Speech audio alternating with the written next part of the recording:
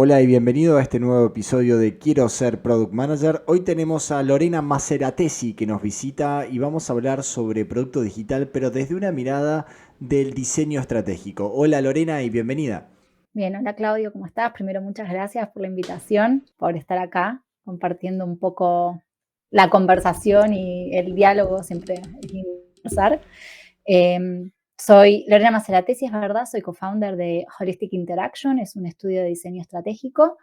Yo dentro del estudio, además de la co-founder, hago estrategia UX. Dentro de las verticales de trabajo que tenemos, acompañamos a startups y organizaciones a mejorar sus productos. Tenemos una célula de UX UI en donde trabajamos integrándonos al equipo. También hacemos research y tenemos la última pata, que es donde más nos divertimos con Maru, con mi socia, con Mariana Fiorillo, en Discovery. Hacemos toda la parte de Discovery de descubrimiento de producto y esta parte del product market fit y la propuesta de valor. Con Maru, cuando hace 8 años decidimos fundar el estudio, que éramos dos locas lindas, lo voy a poner en estos términos, hicimos toda una sesión de design thinking y entre ellos brainstorming, y un poco lo que nos resonaba tenía que ver con el mundo del diseño de la interacción y no solo pensar en una interacción humano-computadora, sino en una mirada más integral y holística, ¿no? Y cuando empezamos a hablar de que no era solo cómo me devuelve esa interfaz, esa computadora, sino que hay una mirada mucho más integral,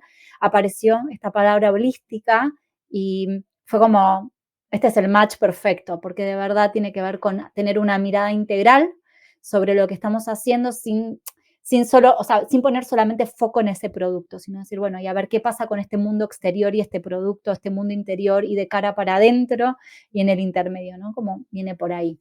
¿Y por qué somos un estudio de diseño estratégico? Porque no es un estudio de diseño normal, no es que nosotros trabajamos y hacemos branding o hacemos UI, sino que nuestro foco y nuestra mirada, de nuevo, como viene desde la parte holística, está siempre puesta en la estrategia y empezar a entender y a tomar decisiones a través de los datos, ¿no?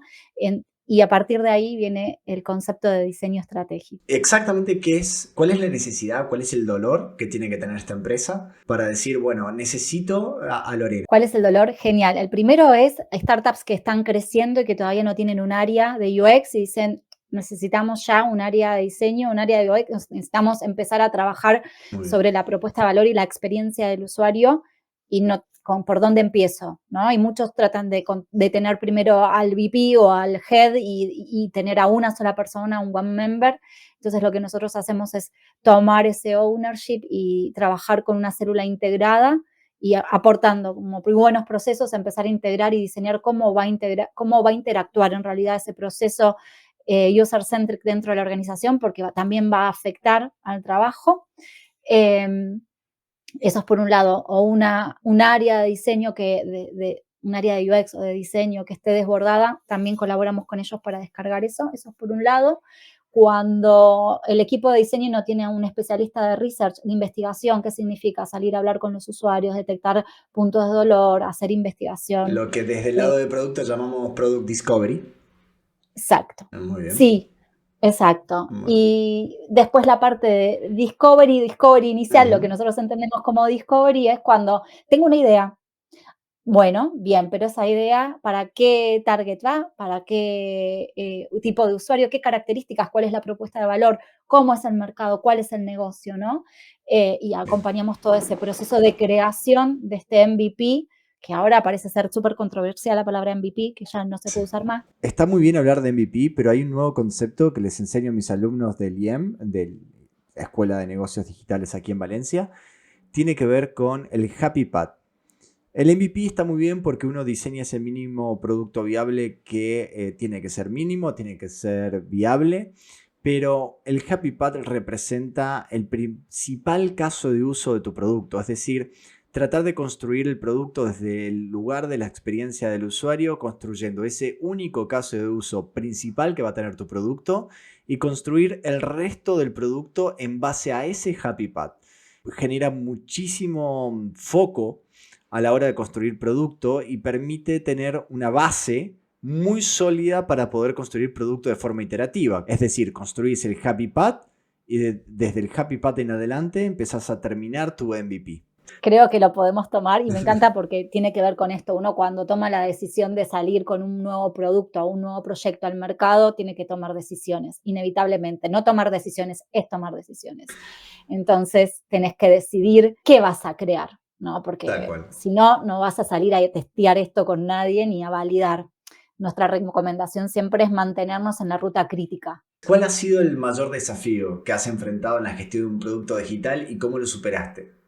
La verdad, hace muchos años que trabajo en el mundo digital. Podría decir que más de 18 años que trabajo desde distintos lugares, desde distintas áreas, y cada fase que atravesé tuvieron un montón de desafíos. Voy a remitirme a los últimos ejemplos, porque uno no pierde, no deja de tener desafíos. Y esto sí es algo que piensa, bueno, pero cuando uno va creciendo, cuando uno va desarrollando seniority, ¿cuáles son esos challenges, no? ¿Qué te challengea, no? ¿Qué te desafía? Y la verdad es que dentro de nuestro caso, que nosotros trabajamos con proyectos diferentes, cada proyecto nuevo es un universo. Y el desafío para mí siempre es entrar en un sistema andando, porque nosotras, más allá de la parte de discovery, cuando entramos en un proyecto andando y que hay un caos, porque tenemos que, si entramos nosotras es porque probablemente hay caos, no porque todo está funcionando perfectamente, lo primero que tenemos que hacer es entender en dónde está ese nudo, ¿sí? Que a veces es un nudo gigante, a veces es un nudo gordiano, a veces tiene muchas formas ese nudo, para comprender por qué no funcionan las cosas. Cada organización es un mundo, por lo cual cada producto, cada manera de construir ese producto es un universo en sí mismo. En casos particulares, entramos en una call y vinieron a pedirnos que tenían un problema de diseño. Y que el problema era de diseño y que en realidad ellos tenían un montón de diseño, en realidad de desarrollo, y desarrollo no podía tomar. Y claro, cuando empezamos a tirar de la cuerda y empezamos a tener muchas reuniones con mi socia y todo el equipo, la realidad es que ese producto, el caos que tenía era un caos interno. Y lo que había que reacomodar iba muchísimo más arriba, digamos, no arriba escalando, digamos, en autoridad, sino arriba al momento de contacto con el usuario. De la decisión del diseño de la estrategia. Sí, totalmente. Bien. Y la verdad es que lo desafiante de eso es que había que tocar un área que funcionaba muy bien, que era ventas y que venía vendiendo y rindiendo un montón. Y lo que había que tocar tenía que ver con eso dentro del producto y no con el producto en sí mismo, por lo menos empezar a tocar ahí, ¿no? Entonces, colateralmente no podíamos tocar algo que ya estaba rindiendo bien. Rendía bien porque estaba vendiendo algo que no era tal cual lo que decían. Y el problema se lo encontraban después en la fase de desarrollo. Entonces empezamos a meter mano en intermedio, en el momento entre que pasaba la venta, se consolidaba la venta y hacían el onboarding.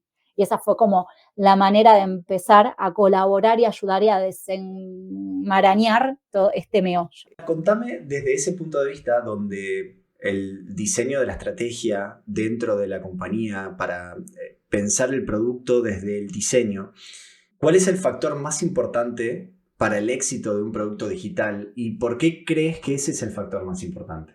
Para mí, siempre es lo humano. Como lo humano es lo que hace y lo que construye, no solo la cultura, sino esas ganas de superarte y autosuperarte como equipo, es como, yo le digo, es como la horda energética que te lleva puesta y, y genera cosas que nadie nunca hubiera imaginado, pero es lo humano, pero es lo humano combinado con otro humano, no sé cómo explicarlo. Es la multiplicidad de humanidades conectadas en un uno. Y es complejo porque vos tenés que saber cómo conectar a esos humanos y qué seres son los que trabajan mejor entre sí. Entonces, es lo humano construido o devenido en equipo. Para mí ese es como el factor más importante. Es porque en el momento en que empieza a aparecer esa eh, necesidad o esa energía de autosuperación, de seguir, de crecer, de mejorar, ya está, somos imparables como equipo. No hay nada más superador que eso. Los conocimientos técnicos se adquieren, se consiguen de alguna manera u otra. Podés tener un consultor, podés tener alguien que te haga una pata durante un tiempo, pero si no tenés esa esencia de, del placer por estar ahí y del disfrutar como equipo, creo que Si profundizamos en lo humano, entonces me pregunto, ¿cuál es el factor, Lorena, que ves que tiene que tener las personas para que realmente sea una empresa de éxito? Es decir, si me decís que el factor más importante es el humano, ¿qué es lo que deberían tener esos humanos que hacen a una empresa exitosa, ¿Qué, ¿no? qué habilidades? Mira, yo de mi experiencia, de equipos que vi en empresas, en startups, de cuando yo busco, ¿qué es lo que busco? Busco habilidades, y lo voy a poner en este término, ¿no? Habilidades eh, de trabajo colaborativo, de comunicación, habilidades de esa gente que tiene hambre de conocer, ¿no? Como esta sed por hacer. Y lo ves haciendo preguntas que no necesariamente tienen que ver con lo técnico, sino muchas veces cuando vos empezás a escarbar un poco en su experiencia y empezás a hacer un doble clic sobre cómo resolvieron algo, cuáles fueron los desafíos, esas personas que pueden hablar del error, pero sin sentir que se están hundiendo, digamos, sino decir, bueno, sí, me equivoqué, porque yo hoy en mi vida, en mi ámbito profesional, que hace muchos años que me dedico a esto, me equivoco y me equivoco un montón. Entonces es parte de la vida y es parte de saber, es como yo también reacciono frente a ese error. Y esas cosas también las miro, como qué capacidad tiene la persona para reaccionar o responder frente a ese error. No, nadie creo que espera un ser humano perfecto, que no pueda equivocarse. Sí, esperas una persona que sea responsable, que pueda colaborar, que pueda integrarse en una dinámica de trabajo y que esa dinámica empiece a sumar, ¿no? Pero esas son las habilidades que busco, son muy soft skills, no tan técnicas, pero sí para mí son importantes. Y yo lo veo en equipos que tienen éxito, que funciona así, ¿no? Una de las cosas que a mí me funcionan siempre es preguntar cuáles han sido los problemas que han tenido a la hora de tener un desafío. ¿Por qué generalmente hago esa pregunta? Porque las personas que de verdad llevan adelante un proyecto, cuando uno empieza a preguntar sobre los problemas que han tenido o qué bloqueos han tenido, cuáles han sido los mayores desafíos al llevar adelante un proyecto determinado, me dicen si son realmente ellos los que resolvieron el problema o no lo resolvieron. 100%. Es una forma realmente que funciona muy bien a la hora de avanzar. Sí, una de las cosas que yo pregunto es un fracaso del último año. Ujú. Muy bien. Como, pero alguna vez mi socia me dijo, dejemos de contar en las charlas todas las cosas que nos fueron mal, pero porque hay como una cultura del exitismo, de que todo sale perfecto, de que las empresas funcionan siempre increíble, ¿no? Y con Maru muchas veces nos pasa que tenemos un montón de proyectos, un montón de ideas y cosas que no llegaron a destino y que no llegaron a destino porque o hay algo que hicimos mal o no era el momento, pero que se puede vivir como un fracaso y dentro de los proyectos hay errores, hay cuestiones que se tienen que ir resolviendo porque es parte de un organismo vivo, digamos, de estar en un proyecto vivo. Y es como que a mí me gusta contar que hay cosas que salieron mal, porque de lo que salió mal, lo que aprendí, no tiene nombre. O sea, me volví una persona como mucho más capaz después de ese error, ¿sí? Con más habilidades. Eh, Así que para mí hay algo como muy interesante de eso. No quiero hacer una cultura del fracaso tampoco. ¿Cómo ves el futuro del product management y qué habilidades crees que serán las más valiosas en los próximos años? Sobre todo teniendo en cuenta el boom de la inteligencia artificial, ya sea por Gemini por parte de Google o ChatGPT por parte de OpenAI. ¿Cuáles crees que serán las habilidades que tenemos que desarrollar como product managers? Yo creo que hay algo, volviendo al humano, del humano que nos hace humanos y que hoy, y te diría que, no sé, mis sensaciones en los próximos 5 o 10 años no va a ser fácil de igualar. Y el lenguaje, cómo está construido, cómo construimos nosotros el lenguaje, nuestra forma de pensar, sigue siendo propiamente humana y que no hay inteligencia artificial que pueda suplir eso hoy, así efectivamente, ¿no? Para decir, sí, pongo esta inteligencia artificial a hacer un rol, a un product manager o un UX designer. Sí puedo tener esa herramienta para valerme, digamos, y para mejorar mi habilidad, pero no puedo reemplazarla hoy. Y de nuevo hablo hoy con esa inteligencia. Entonces creo que en el futuro, dentro del rol o dentro del producto, las habilidades que van a estar mucho más valoradas tienen que ver de nuevo con las soft skills, con el pensamiento divergente, ¿no? Con esta capacidad de poder salir y pensar fuera de la caja, con esta capacidad de interpretar la información, no la cantidad de información, sino empezar a conectar estos cabos y estos puntos y sacar de eso una nueva idea.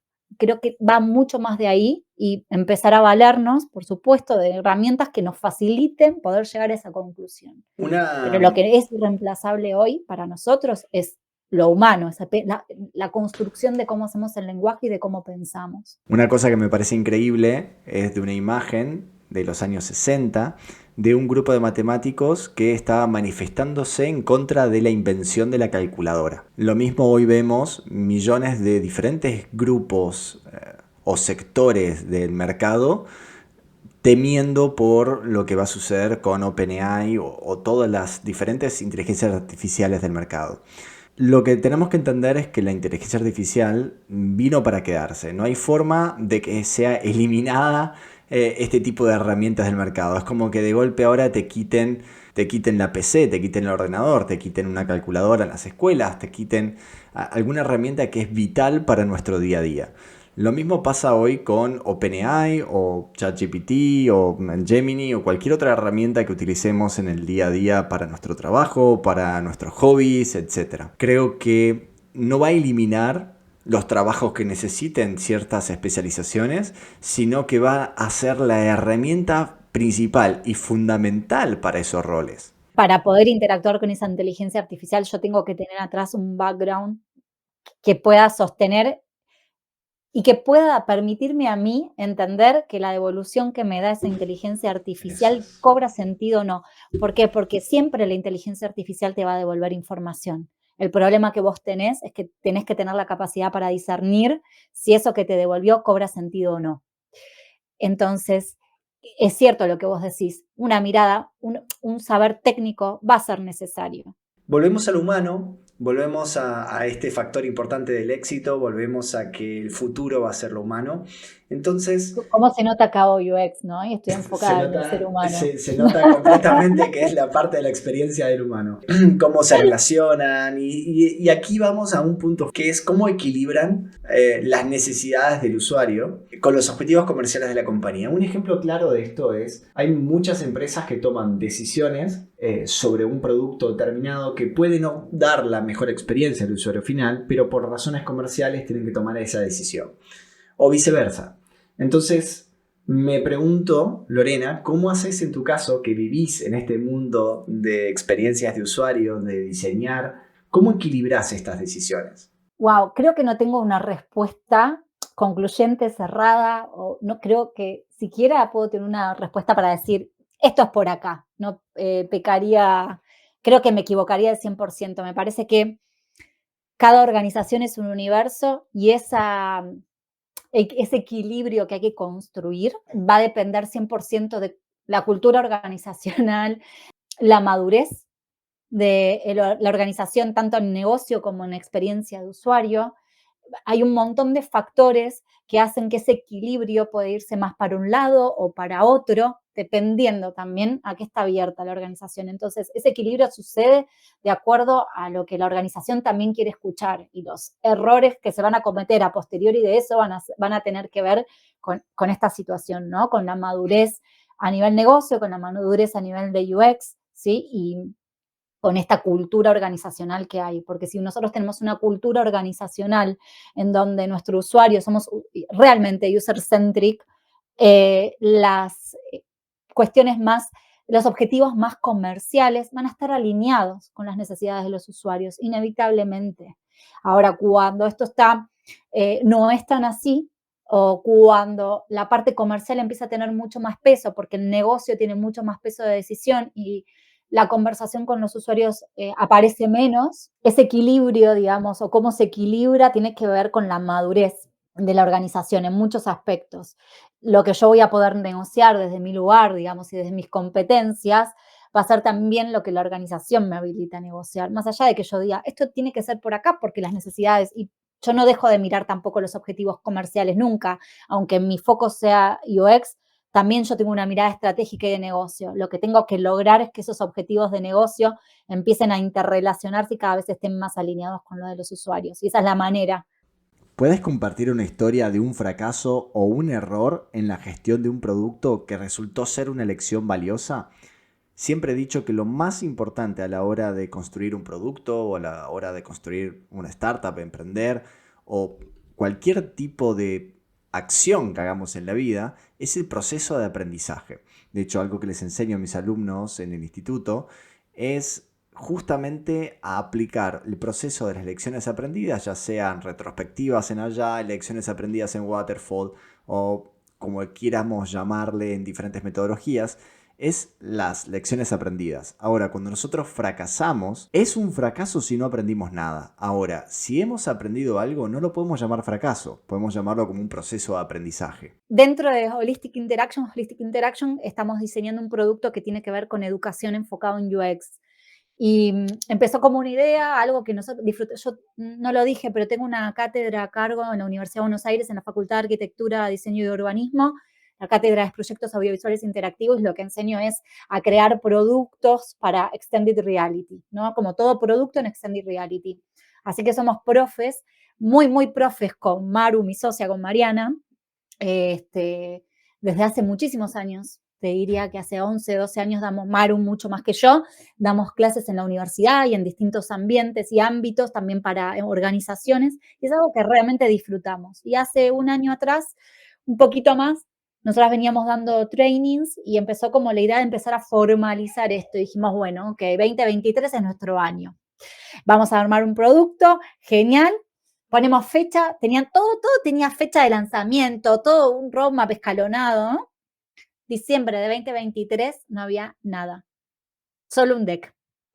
Y la verdad que para nosotras fue como un reaprendizaje. Primero porque salir a crear un producto desde el cero, teniendo y coordinando y liderando un estudio de diseño no es tan sencillo, ¿sí? Crear un producto en sí mismo conlleva tiempo y lo que hicimos fue desestimar ese tiempo. Dijimos, no, esto se hace rápido, nosotras lo vamos a hacer rápido.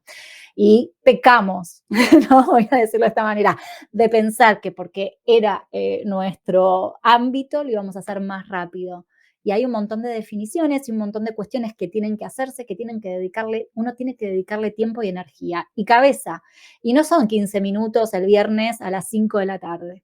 No, es el tiempo para poder procesar y salir a iterar y cómo iterás esta idea para que se convierta en un negocio real, un negocio rentable, que tenga un product market fit, ¿sí? Que pensemos, a ver, ¿a quién le estoy, cómo le voy a vender? Así que el primer fracaso fue, va a ser un B2B, genial, un deck, salimos a hablar con 4 o 5 usuarios, posibles usuarios, y esto no corrió, digamos, no tuvo el feedback que nosotras queríamos, así que este año lo que decidimos fue, ok, somos 2 seres humanos, necesitamos en realidad que intervenga nuestro equipo también a trabajar, porque nosotros tenemos una idea y tenemos que poder llevar adelante la idea, pero hay un montón de iteraciones y de miradas que necesitamos que nos van a enriquecer en distintas partes de nuestro equipo. Así que aprendizaje es, hacer un producto toma su tiempo, hacer un producto en sí mismo es un desafío, que por más que parezca que yo ya estoy adentro del área y que tengo un montón de expertise,